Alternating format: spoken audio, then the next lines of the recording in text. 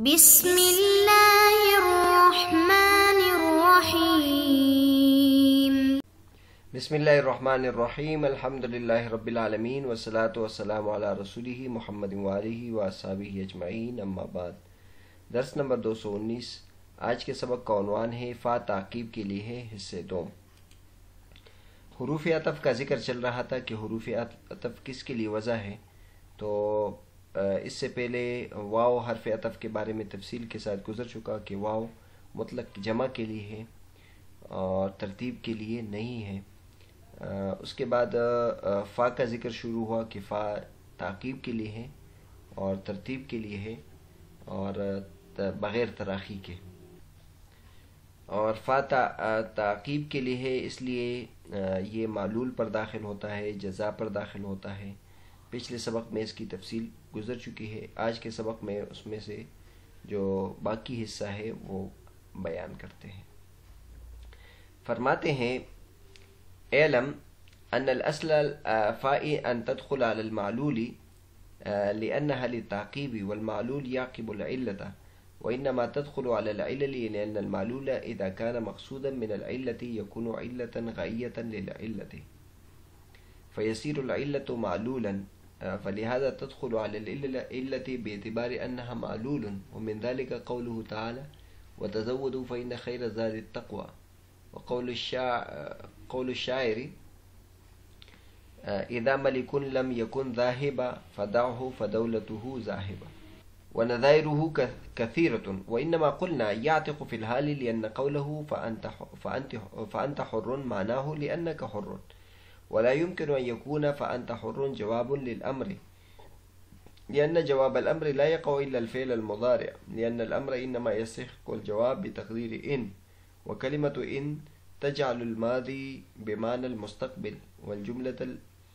الاسمية الدالة على الثبوت بمعنى المستقبل۔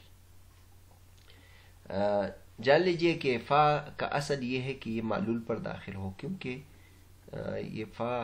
تعقیب کے لیے ہے اور معلول جو ہے وہ علت کے بعد ہوتا ہے۔ لیکن یہ فا علل پر کیوں داخل ہوتا ہے؟ اس کی وجہ یہ ہے کہ معلول جبکہ علت سے مقصود ہو تو وہ علت غائیہ ہوتی ہے، تو یہ علت غائیہ جو ہے وہ معلول بن جاتی ہے، اسی وجہ سے علت پر داخل ہوتا ہے، اس اعتبار سے کہ وہ معلول ہے۔ اور اس کی مثال اللہ تبارک و تعالیٰ کا یہ ارشاد وَتَزَوَّدُوا فَإِنَّ خَيْرَ الزَّادِ التَّقْوَىٰ، تم توشہ اختیار کرو کیونکہ بہترین توشہ تقویٰ ہے، توشہ لو کیونکہ بہترین توشہ تقویٰ ہے۔ اور شاعر کا یہ کہنا اذا ملک لم یکن ذاہبا، جو بادشاہ عطیے والا نہ ہو تو اس بادشاہ کو چھوڑو کیونکہ اس کی دولت اور اس کی حکومت جانے والی ہے، اور اس کی مثالیں بہت زیادہ ہیں۔ اور ہم نے جو پچھلے مثال میں کہا تھا کہ وہ فی الحال آزاد ہو جائے گا کیونکہ اس کا قول فانت حر، اس کا معنی ہے لأنک حر، کیونکہ وہ تم آزاد ہو،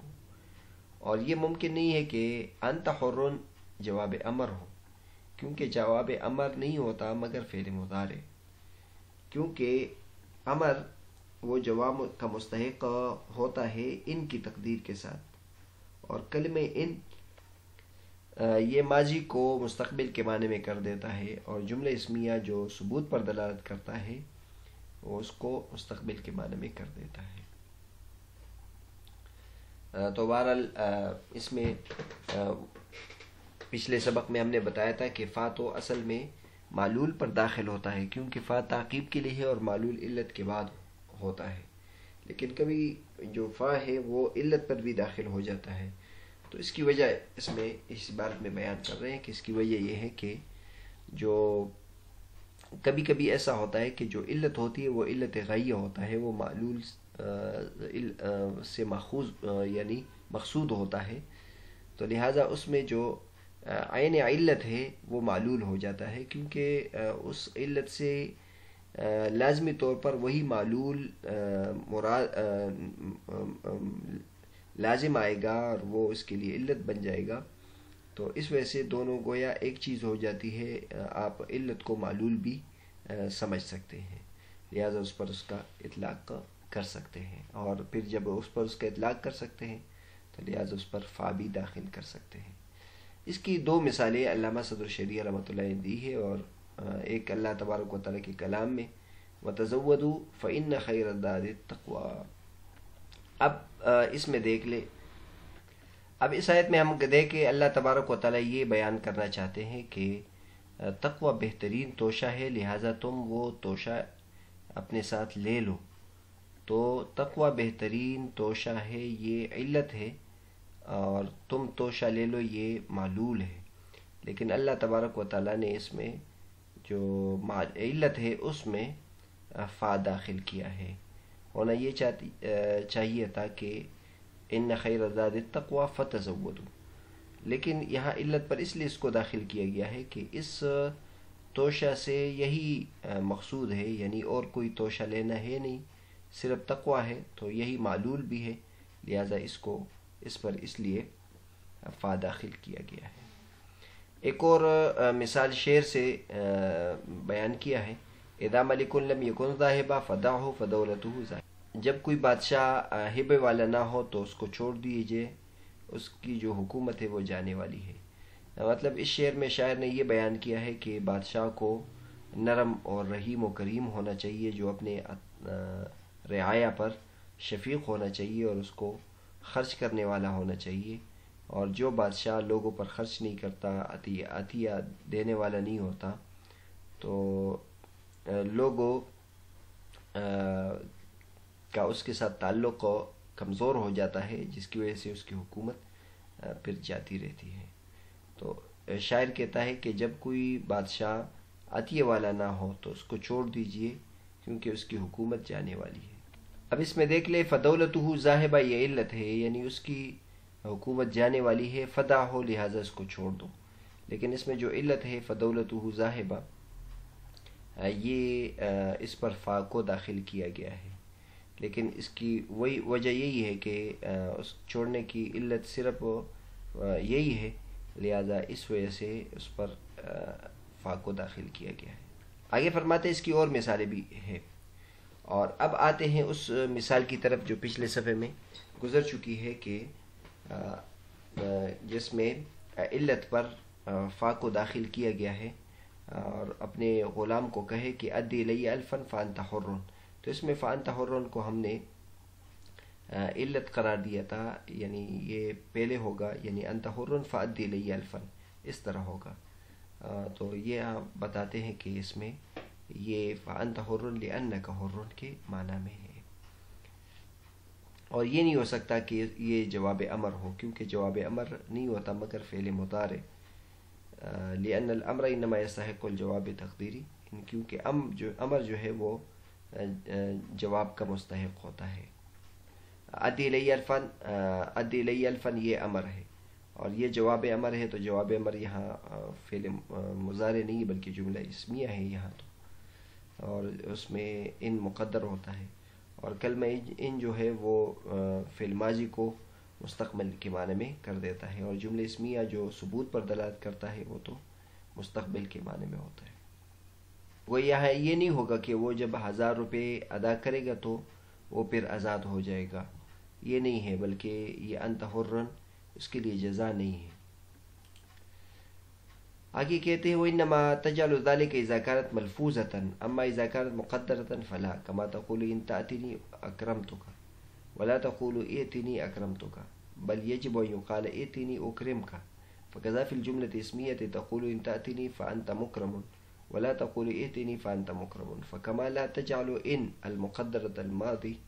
بمعنى المستقبل، فكذلك لا تجعل الاسمية بمعنى المستقبل أيضا، بل أولى، لأن مدلول الجملة الاسمية بعيد من المستقبل، ومدلول الماضي قريب إليه لاشتراك ما في كون ما فعلا ودلالة ما على الزمان، فلما لم تجعل الماضي بمعنى المستقبل لم تجعل الاسمية بمعناه بالطريق الأولى۔ تو بہرحال یہ حاصل یہ ہے کہ جو ادی الی الفا فانت حر یہ جزا نہیں ہے، ادی الی فانت حر یہ جزا نہیں ہے، کیونکہ جو جزا ہوتا ہے وہ فعل ماضی ہوتا ہے، اور وہ پھر اس کو فعل مستقبل کے معنی میں کر دیتا ہے تو یہ تو درست ہے، لیکن جملہ اسمیہ کو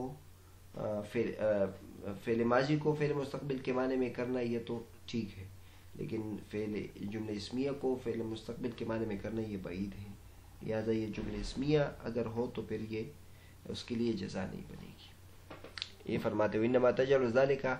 یہ اس طرح کیوں کرتا ہے، یہ یعنی ماضی کو مضارع کے معنی میں کرتا ہے کہ جب ملفوظ ہو، جب مقدر ہو تو پھر نہیں۔ جیسے تو کہے گا ان تأتینی فاکرمتک، اگر تو میرے پاس آئے تو میں تمہارا اکرام کروں گا، تو یہاں اکرمتک ماضی ہے لیکن اس کو مضارع کے معنی میں بنائے گا، اور تو اس طرح نہیں کرے گا ائتنی اکرمتک، یعنی تو میرے پاس آؤ میں تمہارا اکرام کروں گا، تو اس طرح ٹھیک نہیں ہے، بلکہ پھر ضروری ہے کہ تو یہ کہے ائتنی اکرم کا، یہاں پھر مضارع کا ذکر کرنا ضروری ہے۔ اسی طرح جملہ اسمیہ بھی ہے، تو کہے گا ان تأتینی فانت مکرم، یہ تو ٹھیک ہے، لیکن تو یہ نہیں کہہ سکتا ائتنی فانت مکرم، یعنی ان کو اگر مقدر کرے تو پھر فانت مکرم نہیں کہہ سکتا۔ تو فکمالا تجعل ان جو مقدرۃ الماضی ہے یہ مستقبل کے بارے میں نہیں کر سکتا، تو جملہ اسمیہ کو تو مستقبل کے بارے میں بدرجہ اولا نہیں کر سکتا، کیونکہ جملہ اسمیہ کا جو مدلول ہے معنی ہے مستقبل سے دور ہے، اور ماضی کا جو مدلول ہے اس کے قریب ہے، کیونکہ کم از کم فعل تو ہے نا، اور زمانے پر بھی دلالت کرتا ہے۔